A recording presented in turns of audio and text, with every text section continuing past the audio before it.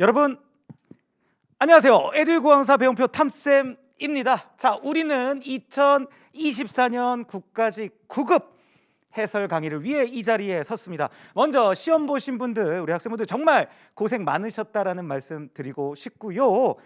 간략하게 총평하고 문제풀이 들어갈 텐데, 일단 이번 시험의 난도를 결론적으로 말씀드린다면 중정도다, 이렇게 생각하시면 좋습니다.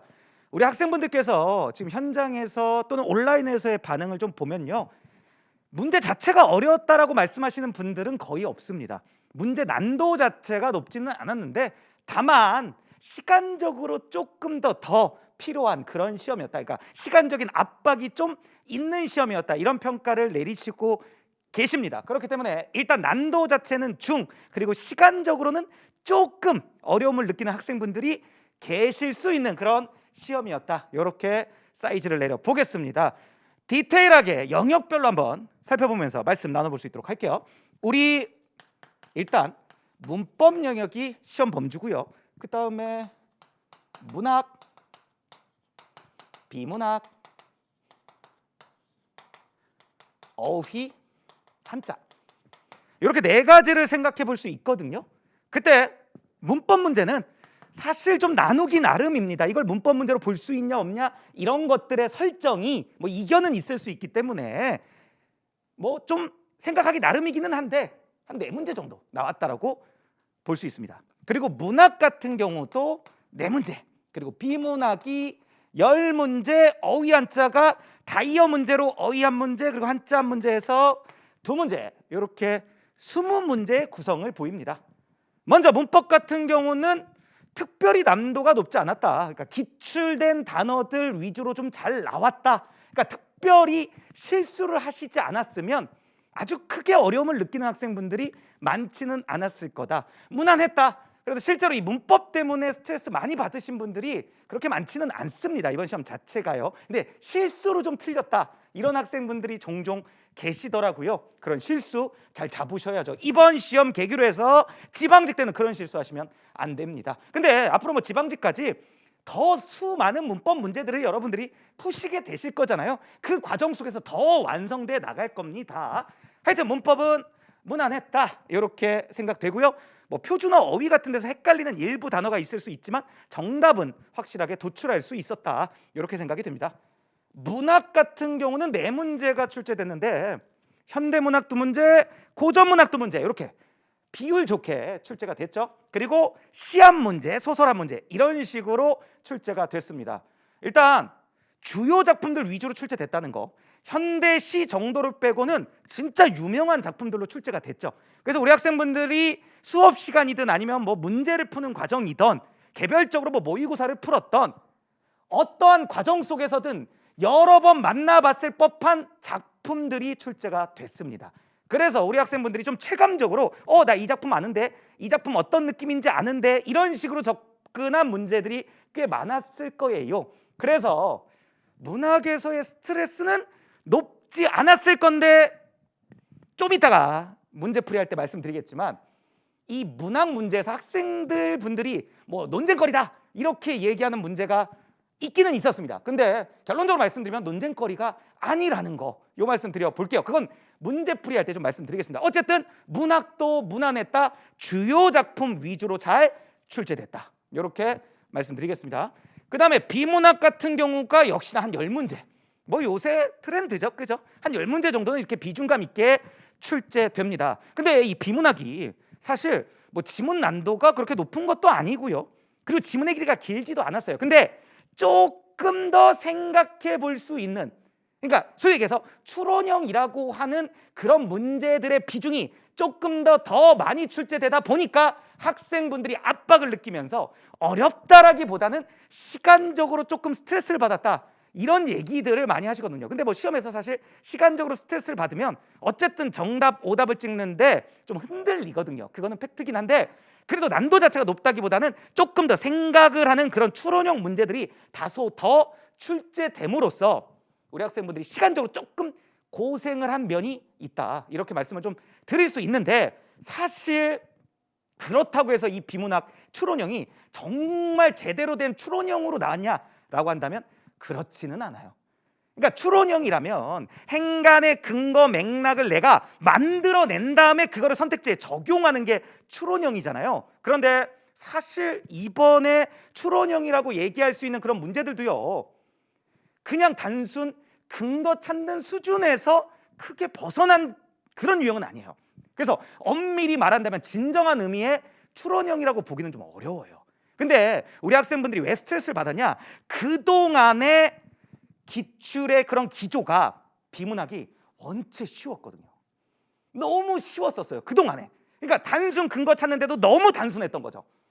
그러다 보니까 조금 긴장의 끈을 놓은 그런 경우들이 종종 있었는데, 이번에 조금 그 쉬워지는 그런 추세 속의 비문학에서 살짝 반등하는 그런 모습, 그러니까 난도가 이렇게 올라간 거죠, 그죠?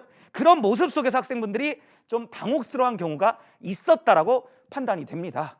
그런데 객관적 팩트로 얘기한다면 사실 그렇게 어려운 문제는 아니었고, 그리고 추론형도 진짜 추론형다운 그런 문제는 아니었다.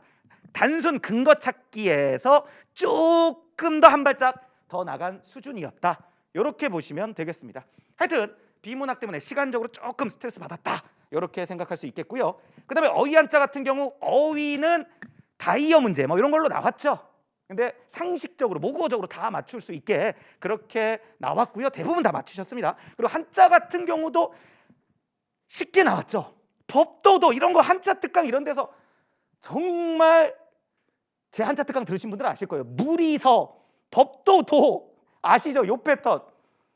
법도도만 알아도 벌써 시작 끝나고, 시건 이거 못 읽으실 분 없고, 첨언할 때 더할 첨자, 한자 특강 이런 데서도 너무 많이 우리가 언급을 들었던 그런 한자들입니다. 그렇기 때문에 사실상 좀 거저준 문제였다, 이 한자 문제도. 그래서 어려운 거 특별히 어휘 한자에서 없었다, 이렇게 판단이 들어요. 그러니까 전반적으로 봤을 때 무난했다, 이런 결론을 내릴 수 있는 거고요. 아까도 말씀드렸지만 이 비문학에서 시간을 좀 더 쓸 법했다, 이렇게 말씀드릴 수 있을 것 같습니다.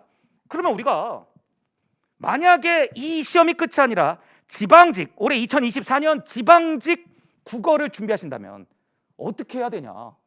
일단 문법 같은 경우는요, 문제를 많이 푸셔야 돼요.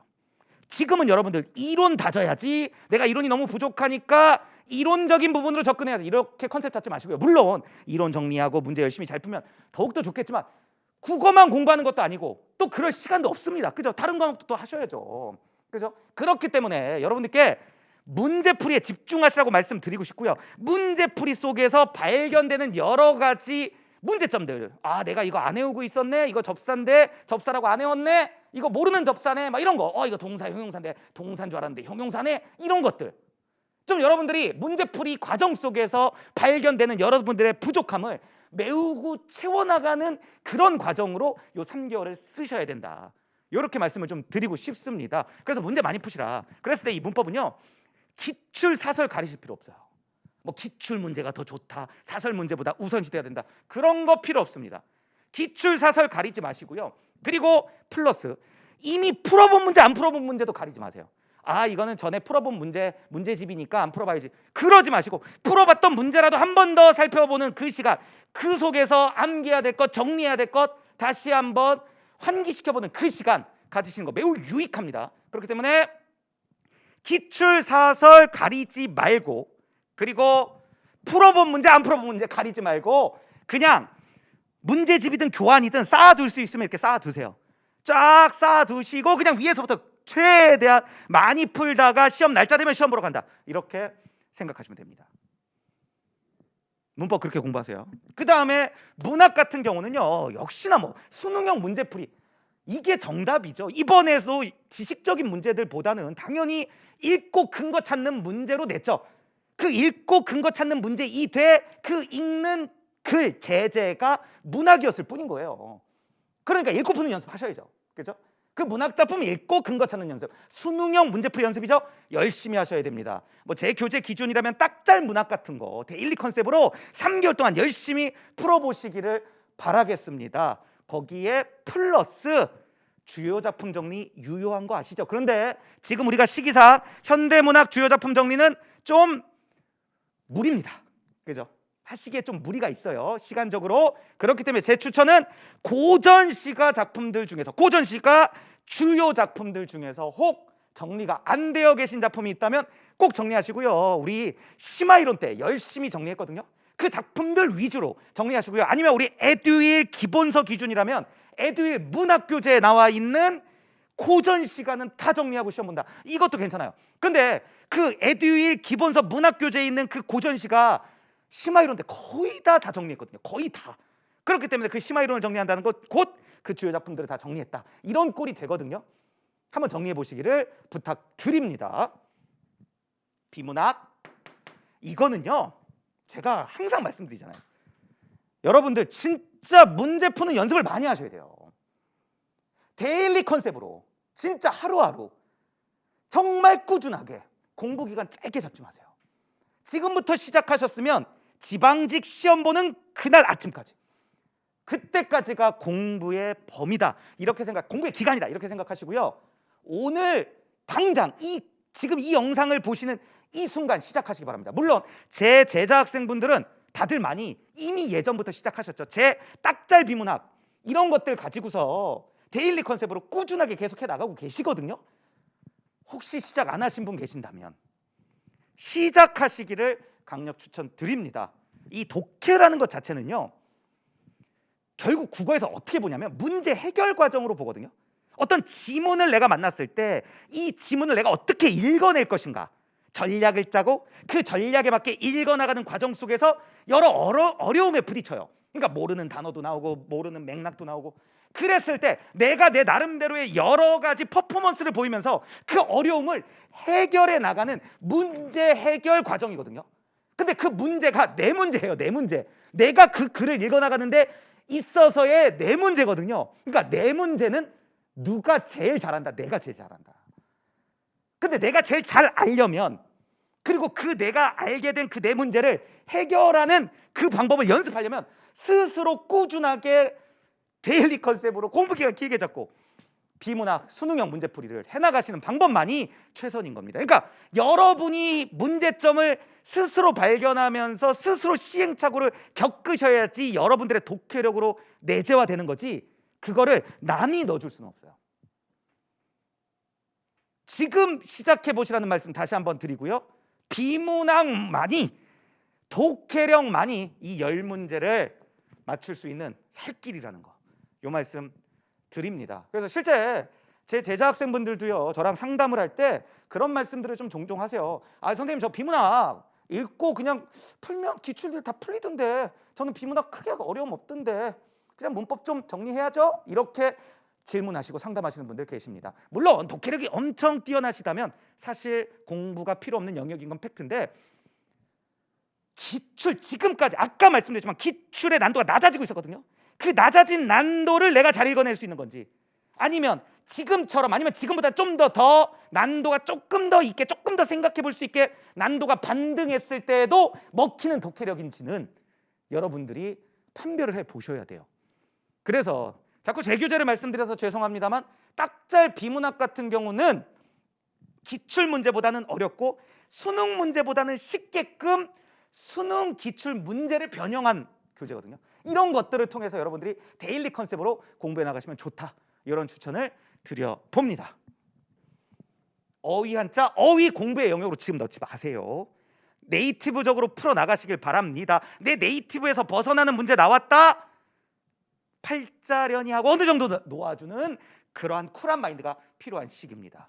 그렇게 가시고요. 한자 같은 경우도요, 지금까지 한자를 정리했다, 그런 분들은 정리했던 그 자료 그대로 열심히 마무리하세요. 지방직도요. 그런데 지금까지 한자 공부를 손을 안 댔었다, 그런데 이번에 한자 문제 다른 사람들은 다 맞춘 것 같은데 나는 못 맞춘 것 같아서 슬프다, 공부해야 되겠다, 하지 마세요. 3개월 동안 승부 안 날 가능성 매우 높습니다. 그래서 그 3개월 동안 차라리 전공 과목이 됐던 영어가 됐던 여러분들이 이번 국가직 시험에서 헤맸던 그 과목에 그 시간의 에너지를 더해 나가시기를 바랍니다. 한자 그동안 안 하셨으면 버리세요. 물론 선생님 기출된 한자들 정도만 정리하고 시험 봐도 될까? 이런 응용은 괜찮죠. 그냥 조금 좀 이렇게 건드려 보는 거 괜찮은데, 본격적으로 한번 한자를 들어볼 요량입니다. 비추입니다. 물론 최종 선택은 여러분들이 하시는 거고 그 책임도 여러분들에게 있는 겁니다. 허나 강사로서의 추천은 비추다. 이렇게 말씀을 드려봅니다. 어쨌든 이렇게 출제가 됐다. 좀 느낌 오시는지 모르겠습니다. 그리고 간단하게 공부 전략까지도 말씀드려봤습니다. 우리 2025년을 준비하시는 분들을 위해서 살짝 요 말씀 드려요. 2025년에는요. 비문학이 이것보다 난도가 더 올라갈 가능성이 높아요. 개정되잖아요. 우리 시험이. 그죠? 바뀌죠? 바뀌었을 때 비문학이 이것보다 난도가 더 올라갈 가능성이 높아요. 그런데 이런 문제들 안 나오게 어휘 뭐 다이어 문제 나올 수 있지만 한자 문제 이런 거 안 나오겠죠? 사자성어 이런 거 안 나오겠죠? 그죠? 그리고 문학도 심지어 안 나올 예정으로 보입니다. 작품 자체는. 그러면 우리가 문학 뭐 예를 들면 시다, 고전시가다, 아는 시다. 그러면 문제 풀 때 진짜 한 20초, 30초만 풀잖아요. 아는 작품 나왔으면. 그죠? 근데 그런 것들도 다 사라지고 사라져요. 사자성어 알면 맞추고 모르면 틀리고 한 10초면 끝나죠?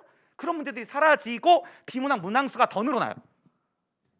그러면 어떻다? 시간은 더 부족하다. 근데 더 추론형으로 더 디테일하게 물어볼 가능성이 높다. 그러면 어떻게 된다? 시간적으로 헤매게 된다. 제가 25년 대비 시험 개정 방향 설명회 같은 거 할 때 1월 달이었나요? 우리 에듀윌에서 제가 한번 진행했는데 그때 그런 말씀 드렸어요. 이게 난도가 어마무시하게 올라가는 게 아니라 시간적인 압박 때문에 어려운 시험이 될 것이다. 이렇게 말씀드렸거든요. 그래서 요 말씀 드립니다. 25년 시험을 준비하시는 우리 예비 학생분들이 계신다면 독해력 많이 살 길이다. 요 말씀 드립니다. 독해력 많이 살 길이다. 요 말씀 드려요. 거기다가 이제 문법 지식 추가해 나가시면 되는 거고요. 거기에다가 어떤 논리형 문제도 있거든요. 그런 것들 만들어 나가시면 되는 겁니다. 그 자세한 얘기들은 따로 25년 대비 설명회와 관련된 여러 영상들에서 여러분들께 말씀드릴 수 있도록 하겠습니다. 어쨌든 잠시 기다려 주시고요.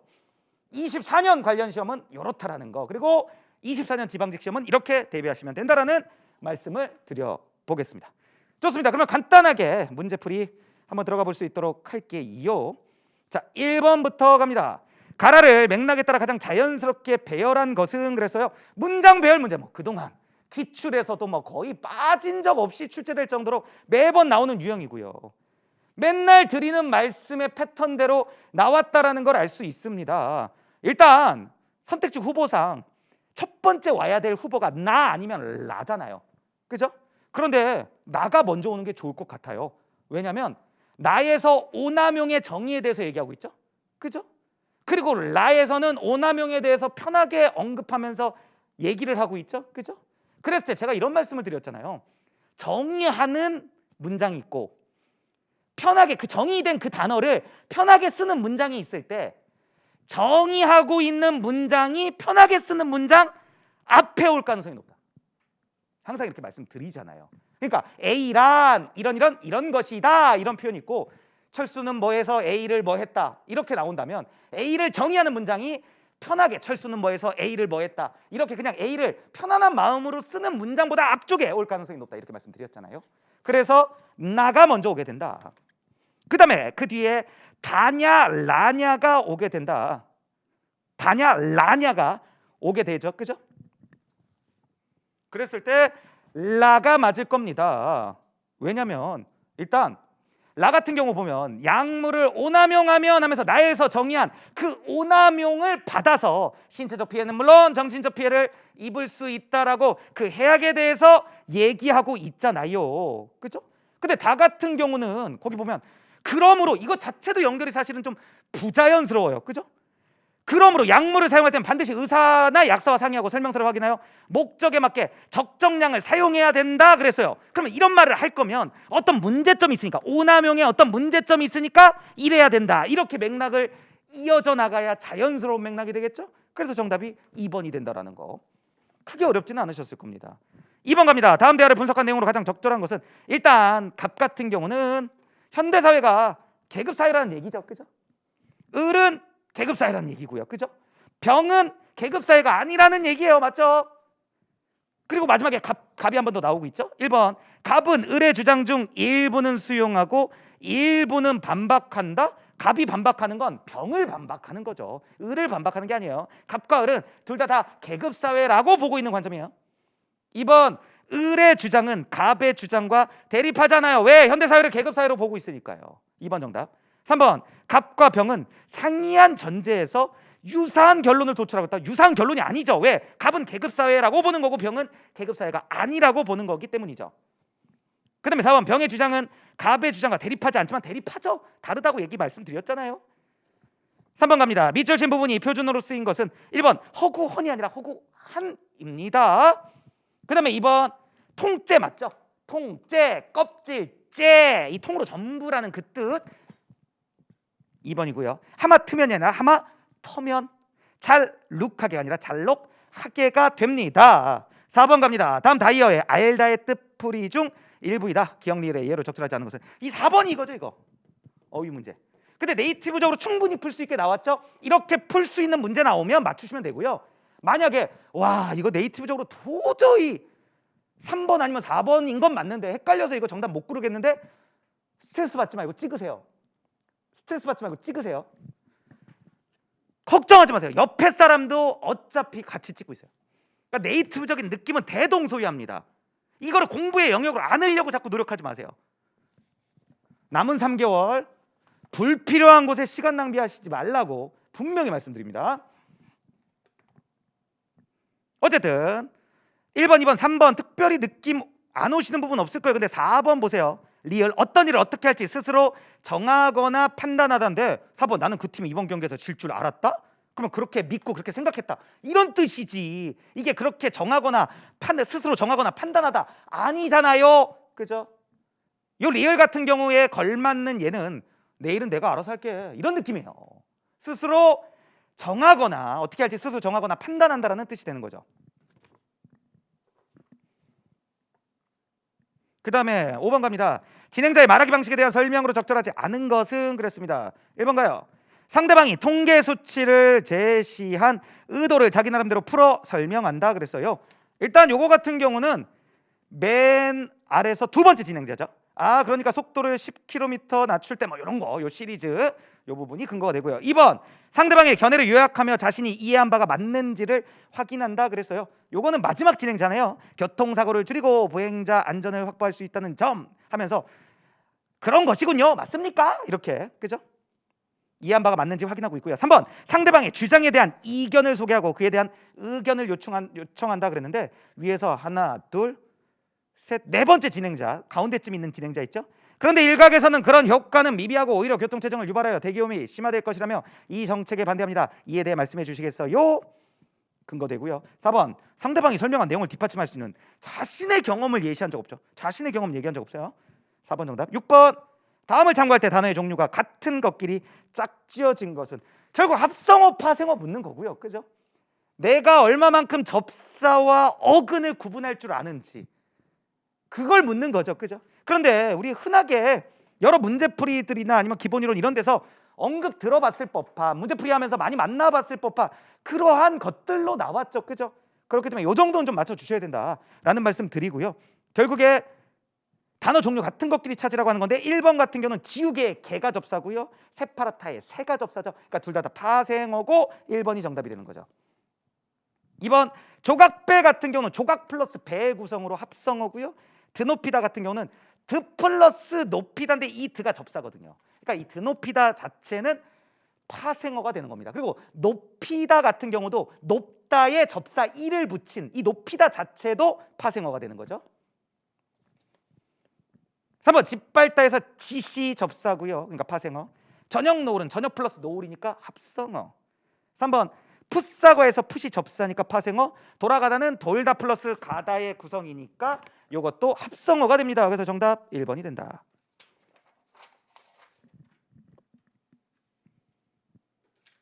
7번 현대시 문제인데 요 박용래의 울타리박 정도만 주요 작품이 아니라고 얘기할 수준이고 나머지 문학 문제, 나머지 문학 세 문제는 주요 작품이라고 얘기할 수준이다. 뭐 그런 말씀 드렸죠. 자, 7번 가보겠습니다. 다음 시를 감상한 내용으로 적절하지 않은 것은 그랬습니다. 일단 이 시 같은 경우는요. 포인트가 뭐냐면 자연, 이웃과 함께하는 어떤 순수성을 얘기하는 시예요. 자연, 이웃과 함께하는 어떤 순수성. 맥락 가볍게 한번 짚어볼게요. 머리가 마늘쪽같이 생긴 고향의 소녀와 한여름 알몸으로 사는 고향의 소년과 어때요? 좀 순박하고 순수한 모습이 드러나고 있죠, 그죠? 같이 낯이 서로도 사랑스러운 들길이 있다. 이 들길은요 자연의 공간이고요, 그죠? 들길하면 우리 자연의 공간이죠. 그리고 되게 자연스러운 공간이에요. 그 시골에 어울릴 법한, 그 시골에 충분히 있을 법한 자연스러운 공간이다.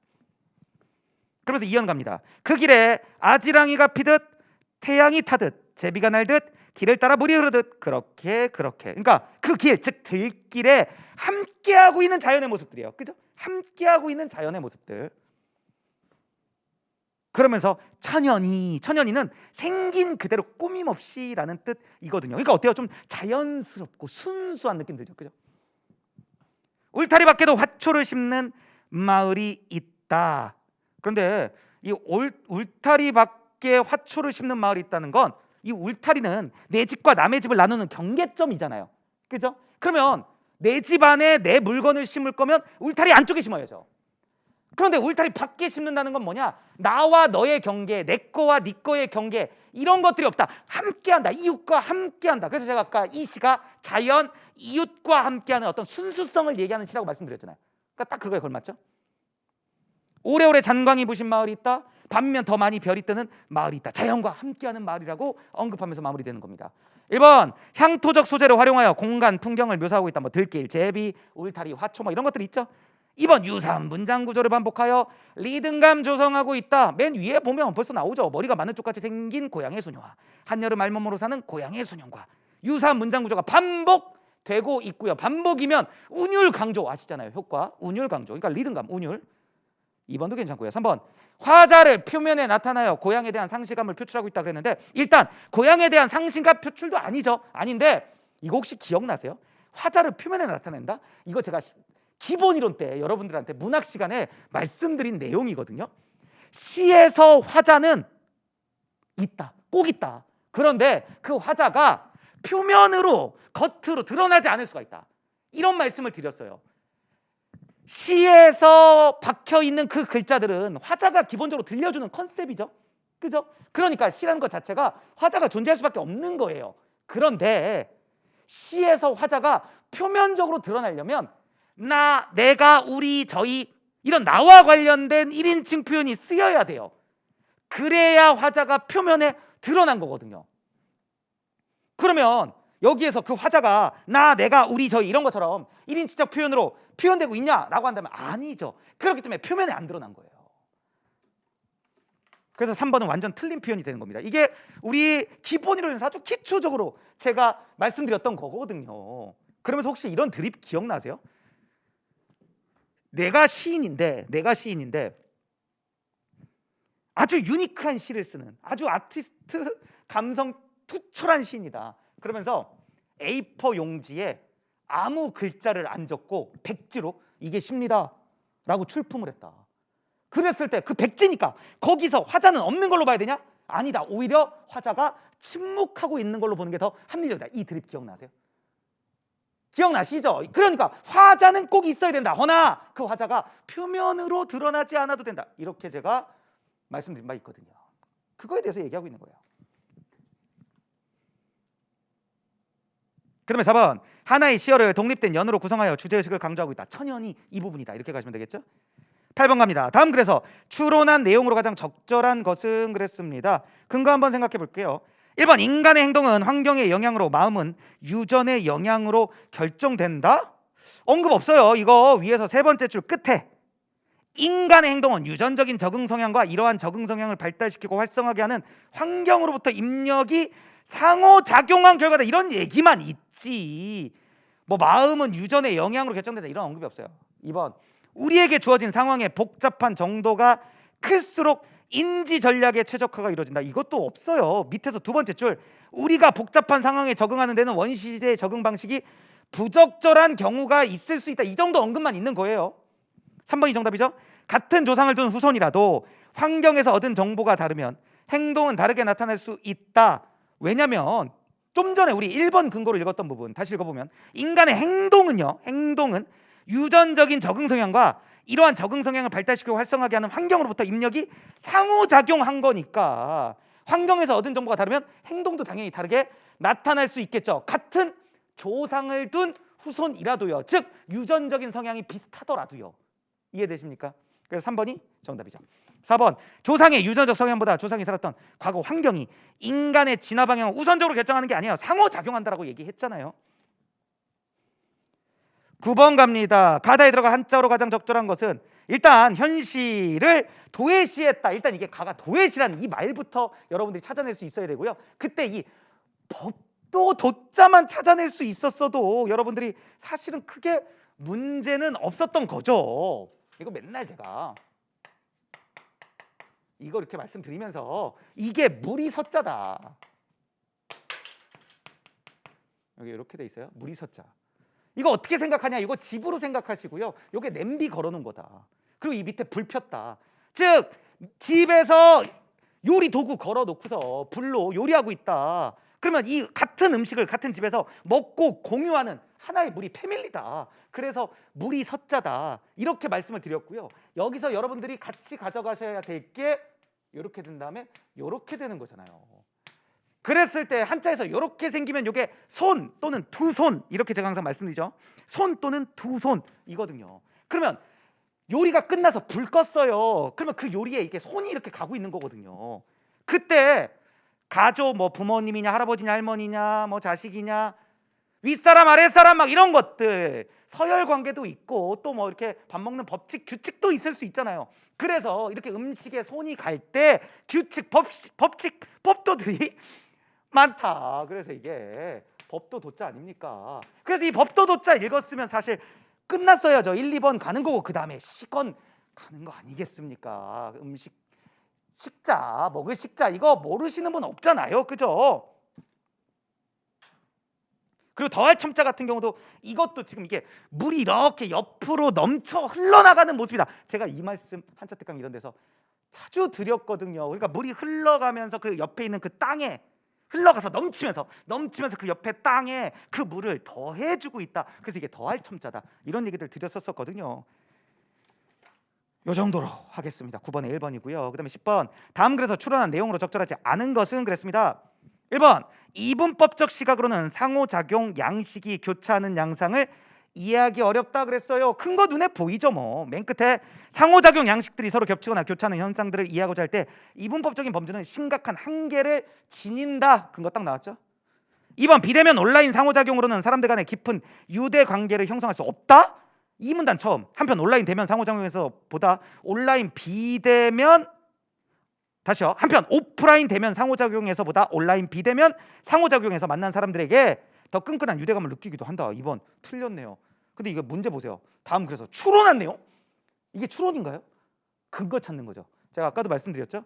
이름만 추론이지 추론형이 늘었다고 나는데 엄밀히 말하면 근거 찾는 수준에서 크게 벗어나진 않았어요. 그러니까 너무 대놓고 쉬운 근거에서 조금 더 생각해보는 근거로 갔다. 이렇게 생각하시면 돼요. 2번 정답. 3번 온라인 비대면 활동과 오프라인 대면 활동이 온전히 분리되어 있는 것은 아니다 그랬습니다. 요거 1문단 가운데쯤. 그런데 우리는 온라인과 오프라인을 함께 경험할 수도 있고 이러한 이분법적인 용어로 명료하게 분리되지 않는 활동들도 있다. 그다음에 4번 오늘날에는 대면 상호작용 중에도 디지털 수단에 의한 상호관계가 이루어질 수 있다 그랬는데 요거는 1문단 끝에 예를 들어 누군가와 만나서 대화하는 중에 문자 주고받음으로써 대면 상호작용과 온라인 상호작용을 동시에 할 수 있다. 뭐 이렇게 언급하고 있죠. 11번 갑니다. 장화 홍련전이고요. 뭐 초메인 작품이죠. 이것도 여러분들 문제풀이 과정 속에서 종종 만나봤을 법한 그런 작품이다. 이렇게 생각하시면 되겠고요. 간단하게 스토리 가볼까요? 간단하게.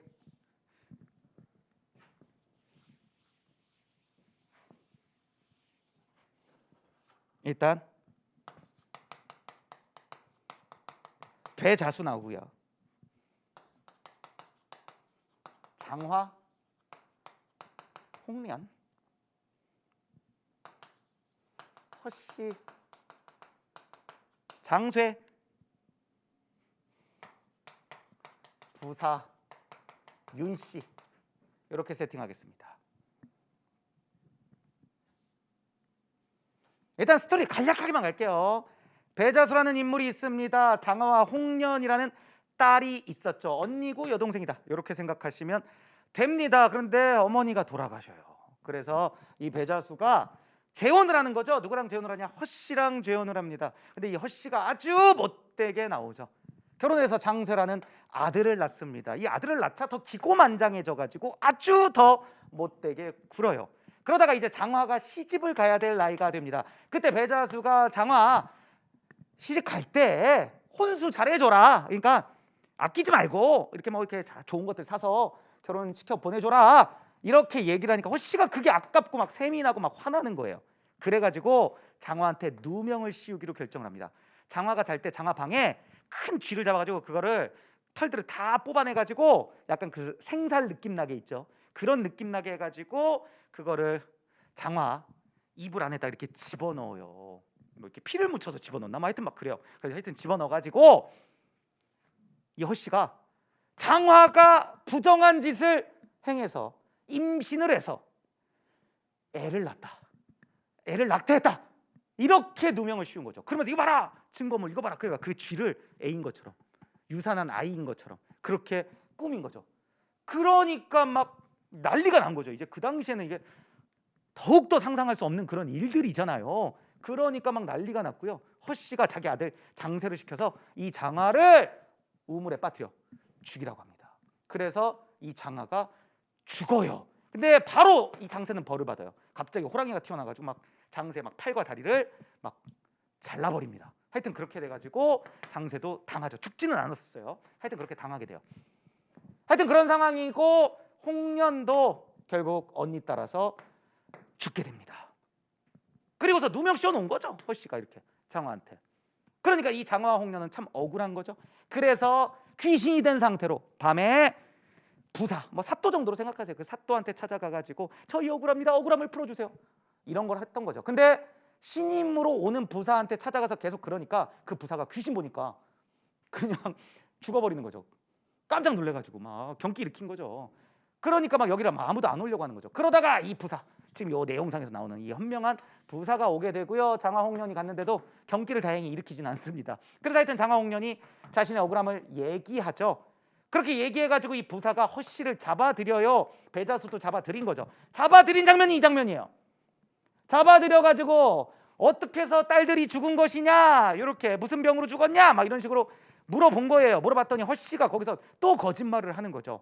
그러면서 또 그 쥐를 보여주면서 이게 유산한 그 아이다, 이렇게 부정한 짓을 저질렀다, 이렇게 얘기를 하니까 부사가 어쨌든 처음엔 돌려보내죠. 돌려보냈더니 이 장화와 홍련이 와가지고 그거 사실 아니에요. 그 배를 갈라보시면 알 겁니다. 그래서 부사가 다시 불러서 그 허씨가 내밀었던 그 증거물에 배를 갈랐더니 쥐똥이 나온 거예요. 그래서 아, 쥐구나 해가지고 허씨가 속인 걸 알고 허씨도 죽이고 장세도 죽이고 배자수는 욕먹고, 왜 몰랐으니까, 이런 내막을 꾸민 건 허씨와 장세니까 배자수는 풀려나게 됩니다. 그리고서 이 배자수가 다시 또 재혼을 해요. 이 윤씨입니다.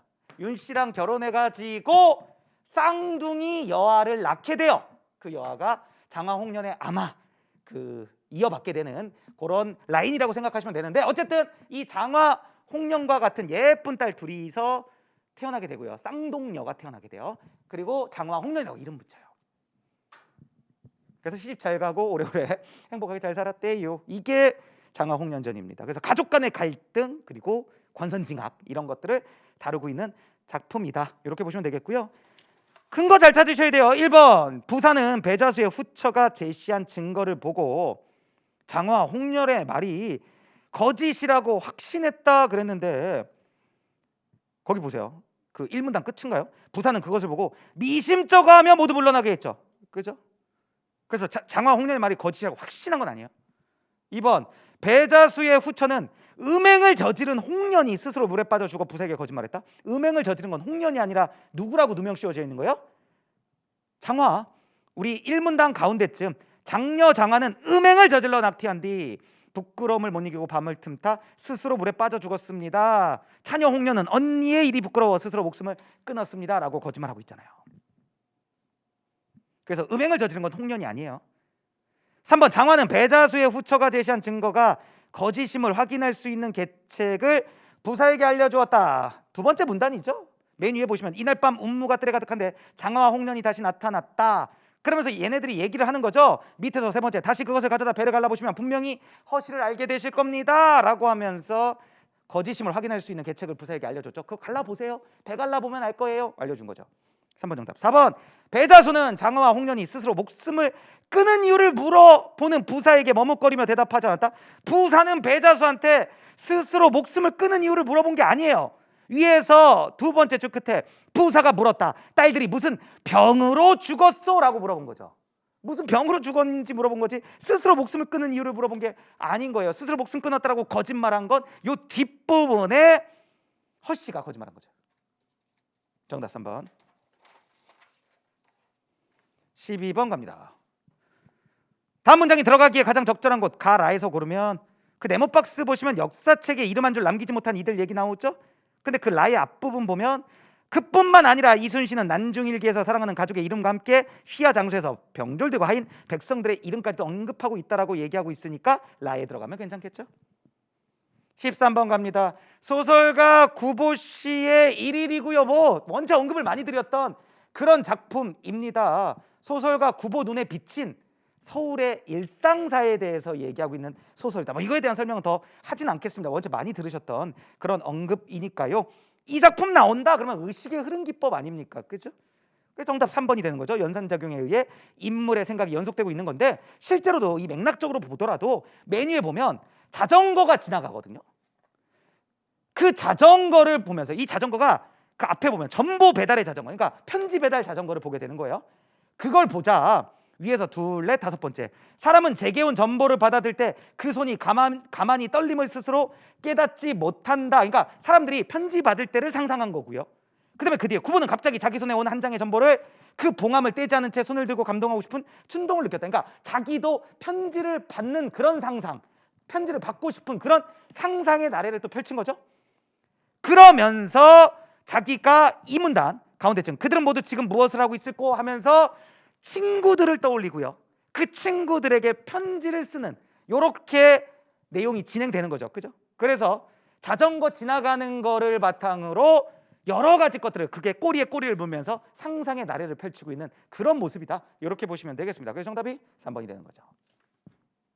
14번, 밑줄 친 부분과 바꿔 쓰기에 적절하지 않은 것은 이것도 좀 네이티브적으로 느낌 많이 오셨을 거예요. 뭐 배회했다, 돌아다녔다, 경청한다, 귀를 기울여 듣는다, 명기한다, 밝혀 적는다. 근데 무진장하다는 굉장히 많다라는 얘기예요. 그러니까 여러 가지 종류를 얘기하는 게 아닙니다. 굉장히 많다라는 뜻이죠. 그래서 2번 정답. 그다음에 15번, 다음 글을 감상한 내용으로 적절하지 않은 것은 이게 논쟁거리 문제입니다. 사실 논쟁이 될 필요 없거든요. 없는데 논쟁거리예요. 일단 요게 정서의 정과정이라는 노래라는 거 아실 거고요. 이거 미리 정리 안 하신 분 없죠? 당연히 기출도 여러 번 냈고요. 문학사적 의의가 어마무시하잖아요. 향각의 요요하시잖아요. 그죠? 충신 연주지사의 뭐 원조격 된다 뭐 이런 얘기들 하잖아요. 특별히 이 작품 자체에 대해서 설명은 안 하겠습니다. 1번 갑니다. 자연물을 통해 화자의 처지를 드러내고 있다 그랬어요.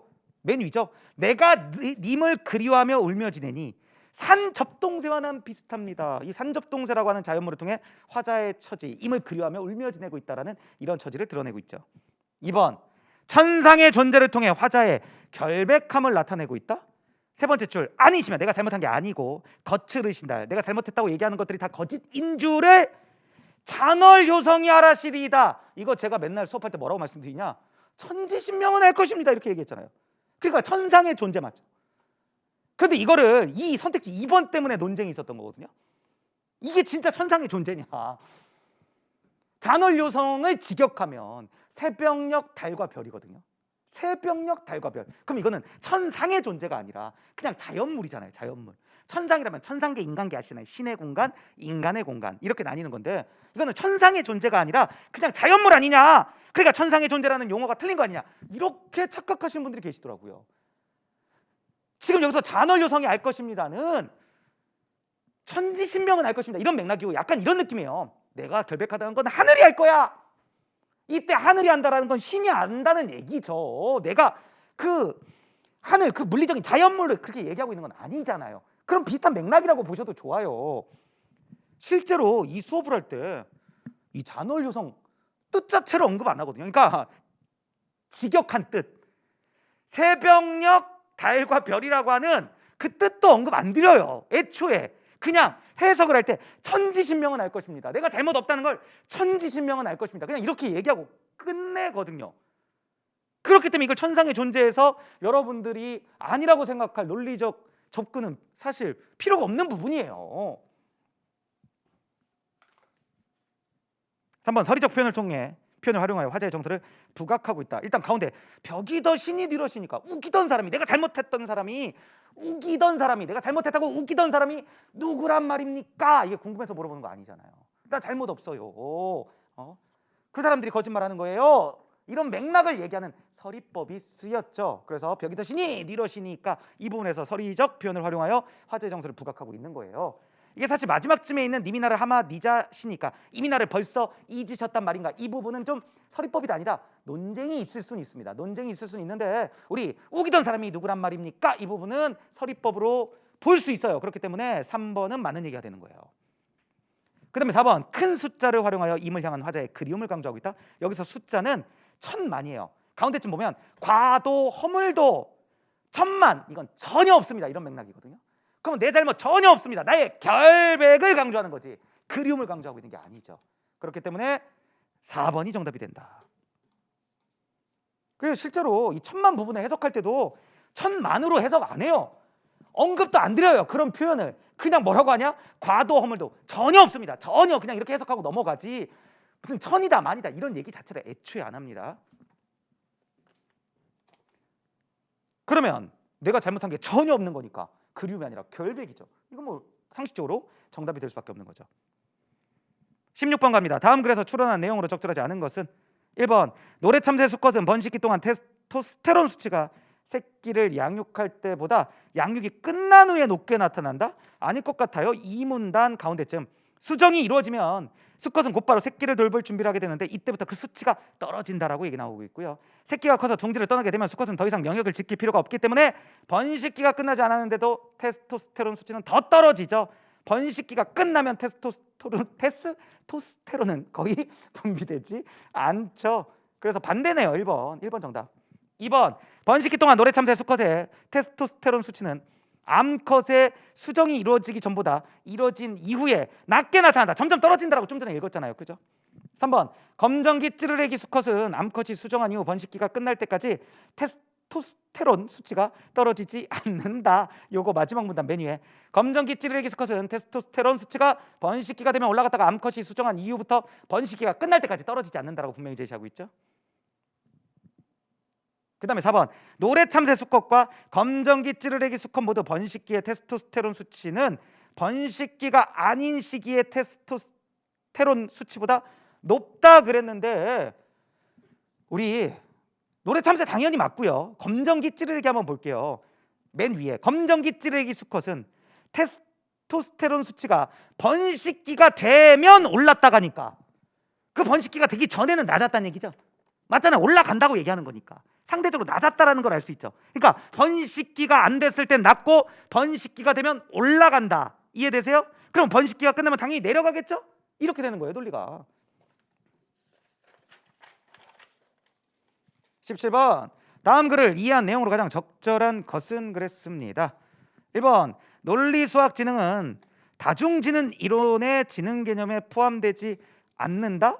아니에요. 이거 1문단 위에서 두 번째 기존 지능 이론이 언어지능이나 논리수학지능 등 인간의 인지 능력에만 초점을 맞추고 있다고 비판하면서 이뿐만 아니라 얘기했죠. 그러니까 그건 포함하고 이뿐만 아니라 신체, 정서, 대인관계, 능력까지 포괄한 총체적 개념을 창안해낸 거죠. 그러니까 포함되는 겁니다. 2번 대인관계의 능력과 관련된 지능을 정확하게 측정할 수 있는 도구의 개발 가능성에 대해 회의적인 사람들이 있다. 이 대인관계 능력과 관련된 게 다중지능 이론이죠. 그죠? 요게 이 문단 가운데 다음으로 다중지능을 정확하게 측정할 수 있는 도구가 만들어질 수 있겠는가는 점이다. 근거 나왔고요. 2번 정답. 3번 이게 추론 아니죠? 그냥 일치불일치예요. 3번 다중지능 이론에서는 인간의 우내에서 담당하는 능력과 관련된 지능보다 좌뇌에서 담당하는 능력과 관련된 지능이 더 많이 주목한다 그랬어요. 일단 우뇌는 창조나 감성이고요. 좌뇌가 분석이나 논리라고 그래서 언급하고 있죠. 그죠? 그랬을 때 일문단 끝에 다중지능 이론에서는 좌뇌 능력에만 초점을 둔 기존 지능 검사에 대해 반쪽짜리 검사라고 혹평하는 거예요. 반쪽짜리면 둘 다 중요하다라고 얘기를 하는 거죠. 둘 다 중요한 거지. 뭐가 더 능력과 관련된 지능이 더 많이 주목된다, 더 많이 주목된다가 아니야. 둘 다. 둘 중에 하나만 주목하면 반쪽짜리라고 얘기했으니까 결국 둘 다 주목된다라는 얘기를 하고 있는 거예요. 4번 다중지능 이론에 대해 비판적인 연구자들은 인간의 모든 지능 영역들이 상호 독립적이라는 이유에서 다중 개념이 성립하지 않는다고 주장한다. 이거 같은 경우는요, 이 문단 위에서 두 번째 줄 다중지능 이론에서 주장하는 새로운 지능의 종류들이 기존 지능 이론에서 주목했던 지능의 종류들과 상호 독립적일 수 있는가는 점을 의문으로 표하고 있는 거죠. 그러니까 독립적이지 않다라는 얘기를 이렇게 얘기하고 있는 거죠. 4번 틀렸고요. 18번 갑니다. 이것도 우리 문법 문제로 볼 수 있어요. 물론 장문 문제로 세팅할 수도 있습니다. 비문학의 장문 영역으로 세팅할 수도 있고 문법 영역, 제 수업 기준으로는 문법으로 세팅하고 항상 수업해 드리죠. 18번 갑니다. 다음 글을 퇴거할 때 기억, 리을 중 어법상 수정할 필요가 있는 것은 정답 가겠습니다. 3번이고요. 디귿 국가 정책 수립과 국제 협약을 체결하기 위해 이렇게 돼 버리면 국가 정책 수립도 체결하는 거고요. 국제 협약도 체결하는 꼴이 되죠. 국제 협약을 체결한다라는 건 괜찮지만 국가 정책 수립을 체결한다는 건 어색하죠. 그러니까 국가 정책 수립과 관련된 서술어를 따로 써주고요.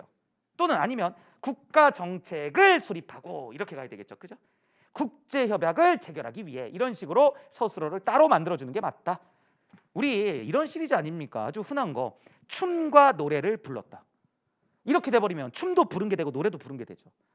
노래는 부르는 거지만 춤은 춰야 되잖아요. 그러니까 춤을 추고 노래를 불렀다. 이런 식으로 춤과 관련된 서술어를 따로 만들어줘야 된다. 이런 패턴이죠. 많이 했던 패턴입니다. 19번 다음 글의 빈칸에 들어갈 내용으로 가장 적절한 것은 그랬습니다. 이것도 아주 라이트한 PSAT형 문제스럽게 냈다라고는 하겠지만 단순 근거죠. 이거 사실. 그죠? 그러니까 우리가 조금 더 생각을 할 시간을 조금 더 요구하는 거지 이거 자체 난도가 엄청 높은 건 아니에요. 1번 일단 우리가 맥락을 한번 볼게요. 맨 위에 독자는 글을 읽을 때 생소하거나 이해하기 어려운 단어에 주시하는데 이때 특정 단어에 눈동자를 멈추는 고정이 나타나요. 그러니까 어려운 단어 만나면 고정이 나타나는 거고요. 위에서 네 번째 줄 고정이 관찰될 때는 의미를 이해하려는 시도가 이루어집니다. 그러니까 어떻게든 그걸 이해해 보려고 머물면서 노력을 하는 거죠. 시간을 끄는 거죠. 그러면서 이 문단 첫 번째 줄 그 결과 눈동자의 평균 고정 빈도에서 A집단 이게 하집단이에요. 그리고 B집단이 중집단입니다. A집단은 B집단에 비해 약 2배 많은 수치를 보였다. 그러니까 모르는 단어가 더 많으니까 더 자주 멈춘 거죠. 그런데 총 고정 시간을 총 고정 빈도로 나눈 평균 고정 시간은 그러니까 고정했을 때 그 고정을 유지하는 시간 있죠. 그 시간은 B집단 즉 중집단이 A집단 하집단에 비해 더 높게 나타났대요. 그러면 모르는 단어는 하집단이 더 많은데 모르는 단어를 만났을 때 할애하는 시간은 중집단이 더 많다라는 걸 알 수 있는 거죠. 그러니까 정답 1번이 되는 거예요. 20번 갑니다. 다음 글에 가와 나에 들어갈 말로 적절한 것은 이걸 지금 읽어보시면 알겠지만 일단 범주를 뭐 달걀, 고기, 생선, 유제품 이런 식으로 나누고 있고요. 그 맥락을 보면 알 수 있지만 예를 들어서 우유를 의미하는 락토를 붙인다. 그럼 그 우유는 먹는다는 얘기예요. 그죠? 그 글자가 붙으면 먹는다라는 얘기 아닙니까? 그러면 밑에서 네 번째 줄 예를 들어 락토 오브 채식주의자는 고기와 생선은 먹지 않으나 유제품과 달걀은 먹는다. 이렇게 얘기하고 있잖아요. 그러니까 근거를 들고 있잖아요. 그러니까 락토 채식주의자는 우유잖아요. 그러면 락토가 들어갔으면 우유는 먹는다는 얘기예요. 그럼 나머지는 안 먹는 거죠. 나머지를 먹었으면 그 나머지 이름도 들어갔겠죠. 그죠? 그리고 오보 채식주의자는 오보는 달걀을 의미하니까 달걀은 먹는다는 얘기예요. 나머지는 안 먹어요. 왜? 나머지를 먹었으면 그 나머지 글자도 같이 들어갔을 거예요. 이름에. 이해되시죠? 그렇기 때문에 정답이 4번이 되는 겁니다. 이것도 라이트한 PSAT형 문제라고 볼 수는 있는데 추론형으로 보기 어려워요. 그냥 근거 찾는 문제라고 보는 게 사실 더 적절한 수준이 있다. 그러니까 추론형은 맞죠. 맞긴 맞는데 진정한 추론형 문제라고 보기에는 라이트하다. 근데 라이트하게 낼 수밖에 없는 게 시간적으로 막 너무 막 오래 생각하게 만들 수는 없으니까 그런 한계점이 좀 있는 겁니다. 그래서 어쨌든 아까도 말씀드렸죠. 지방직을 위해서는 우리 문법 당연히 열심히 하셔야죠. 마지막까지 정리 잘 하시고요. 플러스 독해력 그 공부 등한시하지 말자. 이렇게 말씀드리고요. 25년을 준비하신다. 독해력만이 살 길이다. 이런 명언도 말씀드렸습니다. 자, 이렇게 하면 우리가 간단하게 해설 강의 마무리 쳤습니다. 고생 많으셨고요. 지방직 시험까지 쭉 열심히 공부하셔서 좋은 결과 있으시기를 바라겠습니다. 저는 또 지방직 해설 강의에서 인사드릴 수 있도록 하겠습니다. 고생 많으셨습니다. 감사합니다.